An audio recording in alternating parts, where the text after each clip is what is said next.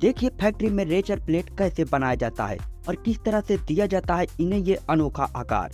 दोस्तों आपको बता दें, रेजर प्लेट बनाने के लिए सबसे पहले स्टेनलेस स्टील का इस्तेमाल किया जाता है क्योंकि इसमें कई सालों तक जंग नहीं लगती है।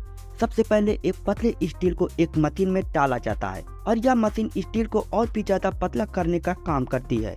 इसके बाद एक स्मार्ट मशीन के जरिए एक स्पेशल डिजाइन का छेद किए जाते हैं। जी हाँ, ये वही होल है जो सभी प्लेट में बने होते हैं और रेजर मशीन में आसानी से फिट हो जाते हैं।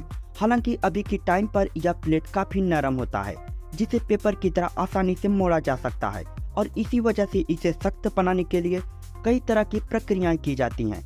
सबसे पहले इन्हें करीब 1000 डिग्री की टेम्परेचर पर 30 सेकंड के लिए गर्म किया जाता है और तुरंत ही उसे बाहर निकालकर ठंडे पानी में डालकर ठंडा कर दिया जाता है ताकि यह ब्लेड ठंडा हो जाए। और तीसरी प्रक्रिया में अब इसे -50 डिग्री तापमान में रखा जाता है जिससे यह काफी ज्यादा सख्त हो जाता है। हालांकि अभी यह प्लेट इतना ज्यादा सख्त नहीं हुआ है जितना ज्यादा प्लेट इस्तेमाल करते वक्त होता है और इसी प्लेट को मजबूत और लचीला बनाने के लिए एक बार फिर से गर्म भट्टी से गुजारा जाता है, जिसको आप वीडियो में देख सकते हैं। भट्टी से निकालने के बाद रेजर प्लेट को एक बार फिर से ठंडे पानी में डाला जाता है और स्मार्ट मशीन के जरिए इसके ऊपर कंपनी के ब्रांडिंग और लोगो को लगा दिया जाता है।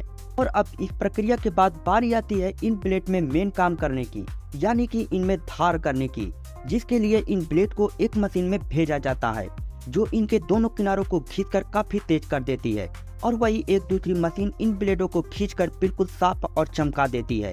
अब इसके बाद इन ब्लेडों को काटने की बारी आती है जिसमें वहां पर एक मशीन इन ब्लेडों को अलग अलग करके अच्छी तरह से काट दी जाती है।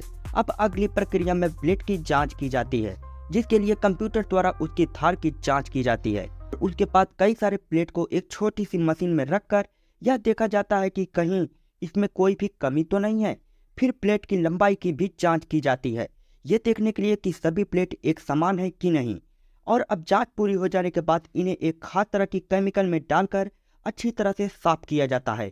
साफ हो जाने के बाद सारे के सारे प्लेट गीले हो जाते हैं जिसके लिए इन्हें एक मशीन के द्वारा हीट से सुखा दिया जाता है। और अब इन धुले हुए प्लेट को एक मशीन में रखा जाता है और यहाँ पर इनके ऊपर क्रोमियम की एक परत चढ़ाई जाती है जिससे यह प्लेट और भी ज़्यादा मजबूत बन जाते हैं। अब अगली प्रक्रिया में इन प्लेट के ऊपर एक तरह के लिक्विड को स्प्रे किया जाता है। इस वजह से यह प्लेट और भी ज्यादा शार्प और चमकने लगते हैं और लिक्विड प्लेट पर अच्छी तरह से चिपक जाए इसके लिए इन्हें 350 डिग्री सेल्सियस पर 20 मिनट तक गर्म किया जाता है। इसके बाद इन प्लेट की एक बार फिर से जांच की जाती है। हाँ, प्लेट की क्षमता को परखा जाता है, ये प्लेट चीजों को काट पाएगा या नहीं। चीज को जांचने के लिए यहाँ पर एक मशीन के जरिए इन प्लेट से गीले कागज की एक परत को काटा जाता है। अब इन तैयार प्लेट को आधे घंटे के लिए एक तरह के तेल में डुबोया जाता है और आपको बता दें कि इसी खास तेल की वजह से ब्लेड में लंबे समय तक जंग नहीं लगती है।